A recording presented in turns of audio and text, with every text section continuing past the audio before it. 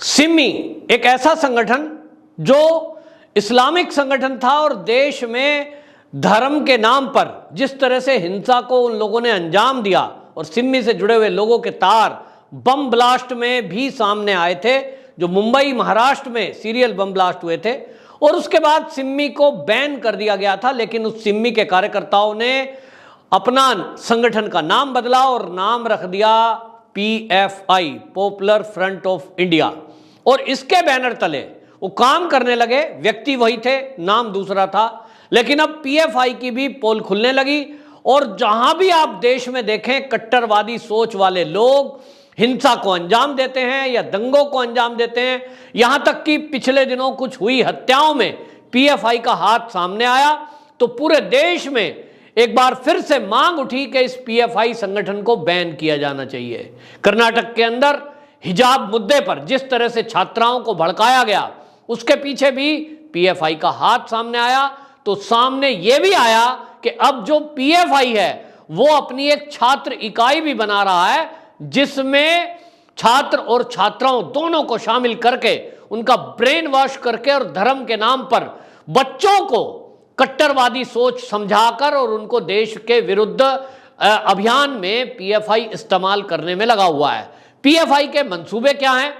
हालांकि PFI एक NGO के नाम पर रजिस्टर्ड है, NGO की तरह काम करने का उसका वादा है, और इसके कारण से उसको दुनिया के कई देशों से फंडिंग भी मिलती है, चंदा भी मिलता है। लेकिन उस समाज सेवा के नाम पर, धर्म सेवा के नाम पर PFI जो कर रहा है, उसकी पोल अब कई राज्यों की पुलिस की चार्जशीट में खुली है। हमने देखा जिस तरह से राजस्थान में दंगे हुए, राजस्थान के दंगे के बाद नाम सामने आया PFI का। जिन लोगों ने कन्हैया लाल की हत्या की राजस्थान के अंदर, उसके पीछे जो तार जुड़े हुए नजर आए वो PFI के। इसी तरह दिल्ली में जहांगीरपुरी में जो दंगे हुए थे, उस पर भी जो दिल्ली पुलिस ने चार्जशीट दाखिल की, उसमें भी ये खुलासा हुआ दिल्ली पुलिस के जरिए कि ये दंगा सुनियोजित था और इसमें भी PFI का हाथ था। इसी तरह आपको याद होगा CAA के विरोध के समय में जब शाहीन बाग जगह जगह बने थे, तब भी PFI का नाम सामने आया था। और दिल्ली में जो दंगे हुए थे, उस समय सामने आया था कि दिल्ली के दंगों में PFI ने लोगों को हायर किया, फंडिंग की, और इस फंडिंग के लिए बाकायदा कैश ट्रांजैक्शन हुई ताकि लोग पकड़ में ना आ सकें। इसी तरह अभी जो हमने देखा है कि उत्तर प्रदेश में हाल ही में कानपुर समेत कई शहरों में हिंसा हुई, उसमें भी PFI का हाथ सामने आया। अब सब प्रदेशों में जहां बीजेपी की सरकार है, वहां जहां बीजेपी की सरकार नहीं है, वहां भी आप देखें, जैसे राजस्थान, वहां बीजेपी की सरकार नहीं है, वहां कांग्रेस की सरकार है, लेकिन पुलिस जो तफ्तीश करेगी, जो तथ्य इकट्ठे करती है, उसके बाद जो रिपोर्ट तैयार होती है वो कोर्ट में सबमिट की जाती है, और वहां कोर्ट में ये बाकायदा प्रूफ के साथ कहा गया है। इसी तरह आप देखें जो सीरियल बम ब्लास्ट थे महाराष्ट्र के अंदर, उस समय सिमी का नाम सामने आया था। तो जो सिमी के उस समय के कार्यकर्ता थे, सीरियल बम ब्लास्ट के लिए दोषी थे, उसमें से कुछ लोग तो जेल के अंदर बंद हैं, लेकिन जो बाकी लोग सबूतों के अभाव में छूटे, ये सबूत है कि उन्हीं लोगों ने PFI का संगठन बनाया और वो आज PFI में पदाधिकारी हैं। यूं तो ये जो PFI है, ये नाम रखता है कि साहब हमने जो है देश के अंदर काम करना है, और इसलिए उन्होंने दिल्ली में भी एक बड़ी रैली निकालने का, एक परेड करने का इरादा बनाया था। और 30 जुलाई उन्होंने सोचा था, 30 जुलाई को, कि हम यहाँ बड़ी रैली करेंगे। लेकिन दिल्ली पुलिस ने हालांकि ये कहा है कि जिस क्षेत्र में ये अपनी एक रैली करना चाहते थे, कार्यक्रम करना चाहते थे, यहाँ ट्रैफिक की व्यवस्था खराब हो जाती, इसलिए इनको इजाज़त नहीं दी जाती। लेकिन सवाल ये है कि जब संगठन के पदाधिकारी या संगठन से जुड़े हुए लोगों का कहीं हिंसा में जुड़ाव नजर आ रहा है और उसके सबूत मिले हैं, तो पूरे देश से एक सुर में ये मांग उठ रही थी कि PFI को बैन क्यों नहीं किया जा रहा।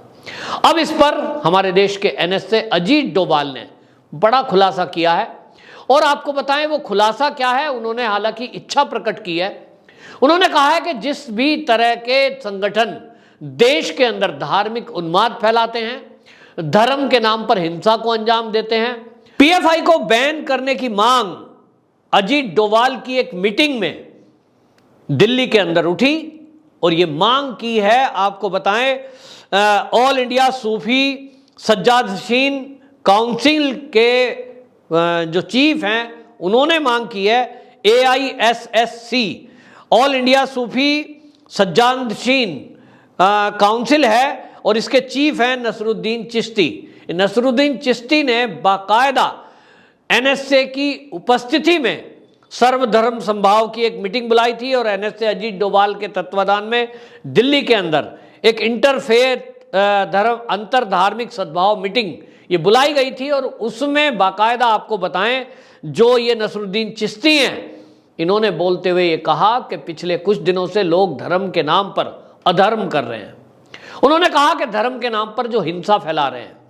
कुछ हत्याएं हुई हैं, ये बहुत गलत है। धर्म इसकी इजाजत नहीं देता। भारत का एक संविधान है, भारत में एक कानून है और उस कानून के तहत सबको प्रतीक्षा करनी चाहिए और उसके खिलाफ कार्रवाई होनी चाहिए। पीएफआई का नाम कुछ हिंसाओं में आया है तो जो नसरुद्दीन चिश्ती है उन्होंने कहा कि पीएफआई को बैन करने का समय है, ऐसे संगठन को बैन कर देना चाहिए। इस पर आपको बताएं, ये NSA अजीत डोभाल ने बोला मीटिंग को संबोधित करते हुए, उन्होंने कहा पिछले दिनों धर्म के बजाय अधर्म हो रहा है। चंद लोग जो धर्म या विचारधारा के नाम पर हिंसा या संघर्ष पैदा करने का प्रयत्न करते हैं, इसका प्रभाव पूरे देश पर पड़ता है। अजीत डोभाल जी ने यह भी कहा यदि देश में किसी के साथ कुछ होता है तो वो पूरे देश पे असर पड़ता है और कहीं दंगे होते हैं और नुकसान होता है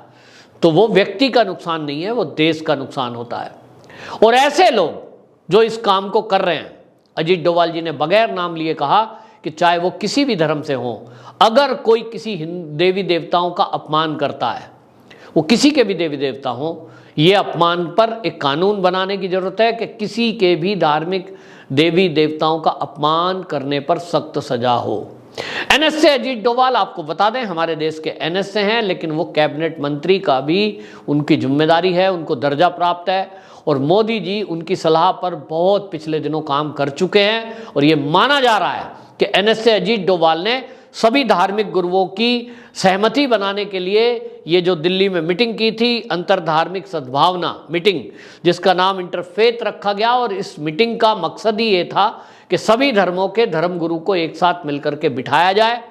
उनसे राय मशवरा किया जाए और उनकी जब सलाह बनेगी तो उनकी सलाह के बाद कुछ कदम, कुछ कानून इस तरह के बनाए जाएं कि ईश निंदा के नाम पर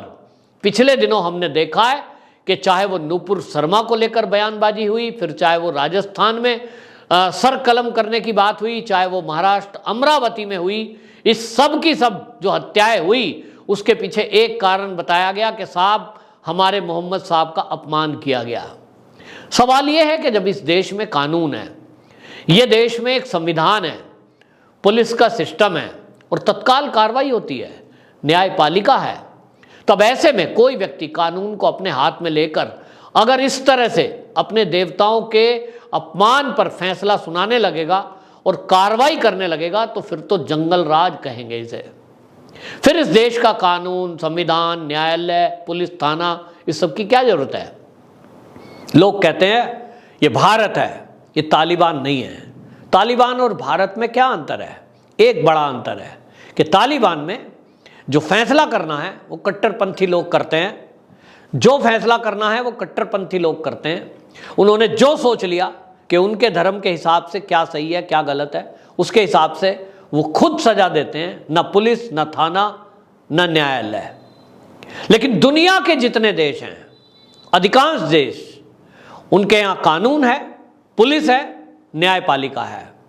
और व्यक्ति को अपनी बात कहने का मौका भी दिया जाता है। चाहे कोई भी देश हो, वहां यह मौका दिया जाता है कि अपनी सफाई में व्यक्ति बोले कि उसने ये अपराध क्यों किया। उसके बाद अगर लगता है कि अपराध जानबूझ के किया गया, किसी की धार्मिक भावनाएं आहत करने के लिए किया गया, तो उसके लिए अलग अलग देशों में अलग अलग तरह की सजा है। हमारे भारत में भी इसको लेकर के सजा है। कई लोगों के खिलाफ ईश निंदा को लेकर केस दर्ज हैं, कई लोग जेल के अंदर बंद हैं। तो ऐसे में ये मुट्ठी भर लोग जो इस देश के संविधान को ये ताक पर रख रहे हैं और कानून को ताक पर रख रहे हैं, न्यायपालिका को धता बता रहे हैं और अपने आप फैसला करके इस देश को तालिबान जैसा बनाने की सोच रखते हैं, उन लोगों को अब ये सरकार सख्त कदम उठाकर ये संदेश देना चाहती है कि ये देश संविधान से चलेगा, बाबा साहब अंबेडकर जी के संविधान से चलेगा, ये देश न्यायपालिका और पुलिस के अनुसार चलेगा, जो कि हमारे देश का सिस्टम है। ये सिस्टम आज नहीं बनाया, ये मोदी जी ने 2014 में नहीं बनाया, ये सिस्टम देश की आज़ादी के पहले से चल रहा है और उसके बाद अभी भी देश की आज़ादी के बाद बाबा साहब भीमराव अंबेडकर जी ने जो संविधान बनाया, हर व्यक्ति को उसका पालन करना चाहिए और कर रहे हैं। जो लोग इस संविधान में विश्वास नहीं रखते, बाबा साहब भीमराव अंबेडकर जी का अपमान है और इसलिए ये किसी को इजाज़त नहीं दी जाएगी कि वो देश में देश के संविधान या उनके निर्माता बाबा साहब अंबेडकर का अपमान करे। और इसलिए अब ये लग रहा है कि केंद्र सरकार तुरंत